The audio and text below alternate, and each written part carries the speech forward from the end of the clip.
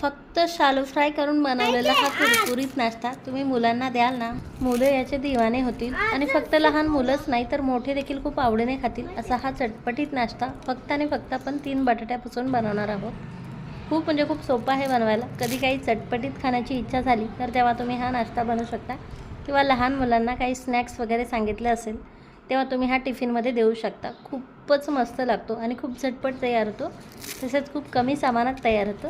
तसेच या कुरकुरीत आलू टिक्की तुम्ही अशाच देखील खाऊ शकता, खूप छान लागतात. किंवा टोमॅटो सॉससोबत देखील खाऊ शकता किंवा तुम्ही याचा चाट बनवून देखील खाऊ शकता. एकदम भन्नाट लागतो.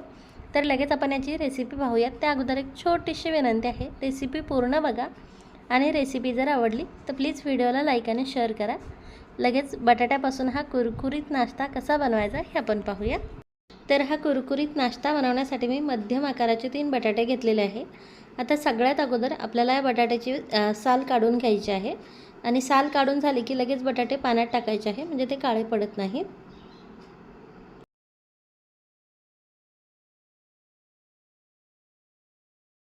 अशा प्रकारे आता एक एक करून 3ही बटाट्याची मी साल काढून घेते. असे 3ही बटाट्याचे साल काढून झाले की आता आपल्याला याचा किस बनवायचा आहे. हे बटाटे आपल्याला आता मोठ्या किसणीने किसून घ्यायचे आहे. माझ्याकडे ही वेफर्सवाली किसणी आहे, याने वेफर्स होत नाही पण किस तयार होतं, त्याने मी हे बटाटे किसून घेते. तुम्ही आपल्या नॉर्मल किसणीने देखील हे बटाटे किसून घेऊ शकता. फक्त जास्त बारीक बारीक किसायचे नाही, छोट्या किसणीने किसायचे नाही, मोठ्या किसणीने आपल्याला हे किसून घ्यायचे आहेत. याचा अशा प्रकारे जाडसर किस तयार व्हायला हवा, तुम्ही पाहू शकाल. छान पांढरा शुभ्र आणि जाडसर किस तयार झालेला आहे. तसेच बटाटे किसून झाले की लगेच आपल्याला ते पाण्यात टाकायचे आहे, म्हणजे किस काळा पडत नाही. आता 3ही बटाटे मी किसून घेतले आणि हे आता ह्या पाण्यातून दुसऱ्या पाण्यामध्ये काढून घेतलेला आहे. हा किस आपल्याला 1-2 पाण्याने स्वच्छ धुवून घ्यायचा आहे आणि त्यानंतर आता हा आपल्याला फक्त उकळवून घ्यायचा आहे. त्यासाठी ही कढई मी गॅसवरती ठेवली आहे, गॅस चालू केलेला आहे. आता या पाण्याला आपल्याला एक उकळी आणून घ्यायची आहे. बटाट्याचा किस जास्त शिजवायचा नाही आहे, मी परत सांगेल. यात मीठ घालायचं आहे चवीनुसार आणि हे आता व्यवस्थित मिक्स करून घ्यायचं आहे.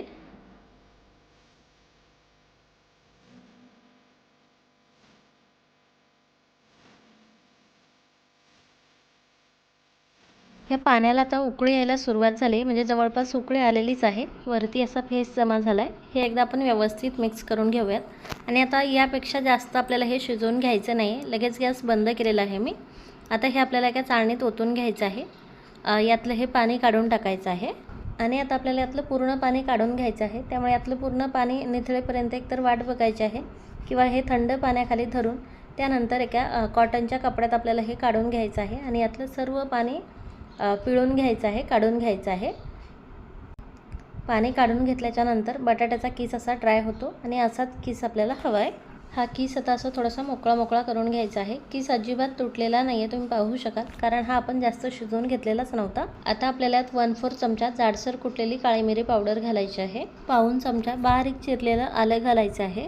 2 कमी तिखटवाल्या हिरव्या मिरच्या आपल्याला यात चिरून घालायच्या आहे, एकदम बारीक कट करून घालायच्या आहे. त्यानंतर एक मोठा चमचा भरून लसूण कट करून घालायचं आहे. थोडंसं लाल तिखट घातले मी, अगदी 1/4 चमचा. त्यानंतर चवीनुसार मीठ घालायचं आहे आणि हे टिक्की छान दिसण्यासाठी आपल्याला चिली फ्लेक्स घालायचं आहे यात अर्धा ते 1 चमचा आणि बाइंडिंगसाठी आपल्याला यात कॉर्नफ्लोअर घालायचं आहे 3 ते 4 चमचे. जास्त कॉर्नफ्लोअर घालायचं नाही, नाहीतर बटाट्याची टेस्ट येणार नाही. बारीक कट करून कोथिंबीर घालायची आहे 1 ते 2 चमचे आणि ह्या सर्व जिन्नसात आपल्याला व्यवस्थित मिक्स करून घ्यायचे आहे हलक्या हाताने.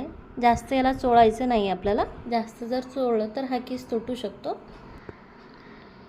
अशा प्रकारे सर्व बटाट्याच्या किसला कॉर्नफ्लोअर व्यवस्थित लागलं पाहिजे. बटाट्याचा किस आता मोकळा मोकळा झालेला आहे, तुम्ही पाहू शकाल. आता आपल्याला याच्यात टिक्की बनवायची आहे, तर थोडंसं मिश्रण घ्यायचं आहे आणि याला हलक्या हाताने दाबून गोल आकार द्यायचा आहे. जास्त दाबायचं नाही आहे, नाहीतर बटाट्याचा किस एकमेकांना चिटकून राहील आणि टिक्की क्रिस्पी होणार नाही. दुसरी टिक्की देखील मी तुम्हाला बनवून दाखवते. परत थोडंसं मिश्रण घ्यायचं आहे, याला हलक्या हाताने दाबून गोल आकार द्यायचा आहे.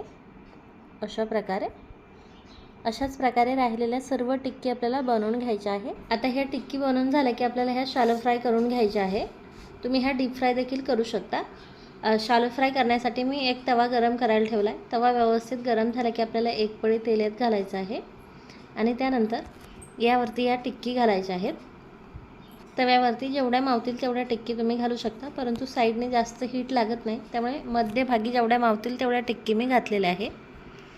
आता ह्या लो टू मिडियम फ्लेमवरती आपल्याला खमंग खरपूस भाजून घ्यायचे आहेत. अधूनमधून याची साईड चेंज करत राहायचं आहे. मध्यभागी जास्त हीट लागते, त्यामुळे मी मधल्या टिक्कीची साईड चेंज करून घेतली. याला हलकासा गोल्डन कलर आलेला आहे. साईडच्या टिक्की देखील जसजशा शेकत जातील तसतशा आपल्याला याची साईड चेंज करून घ्यायची आहे. राहिलेल्या सर्व टिक्की देखील मी यावरती घालून घेते, म्हणजे ह्या हळूहळू छान गरम होतील. तेल लागलंच तर परत थोडंसं घालायचं आहे आपल्याला यात. जसजशा ह्या तळत जातात ना तसं यातून तेल रिलीज होतं. आणि ह्या टिक्की तळत आल्या की हे आपल्याला तव्याच्या साईडला करून घ्यायचे आहे, म्हणजे यातलं जे असेल नसेल तेल असेल ते सर्व निथळून जाईल. आणि टिक्की जास्त वेळ राहिल्यामुळे छान क्रिस्पी देखील होतात. सर्व टिक्की आपल्या व्यवस्थित तळलेल्या आहेत, त्यामुळे लगेच गॅस बंद केला मी. तवा गरम आहे तोवर ह्या टिक्की आता अशाच तव्यावरती ठेवते, तोवर यातलं तेल देखील सर्व निथळून जाईल. आणि त्यानंतर आता ह्या टिक्की एका प्लेटमध्ये काढून घेते. खूपच सुरेख टिक्की तयार झाला आहे, एकदम क्रिस्पी झालेल्या आहेत. कलरही तुम्ही पाहू शकाल किती सुरेख आलेला आहे. तर आणि चव याची एवढी भन्नाट आहे ना की तुमचे मंचुरियन देखील यापुढे फिक्के पडतील. ह्या टिक्की आता तुम्ही अशाच देखील खाऊ शकता, खूपच मस्त लागतात. किंवा टोमॅटो सॉससोबत देखील खाऊ शकता, किंवा याचा चाट बनवून देखील खाऊ शकता, दही चिंचाची आंबटगोड चटणी टाकून. टिक्की आपल्या किती क्रिस्पी झालेल्या आहे हे तर तुम्हाला आवाजावरून कळालंच असेल. आणि आतपर्यंत व्यवस्थित छान शिजलेले आहेत, तुम्ही पाहू शकाल.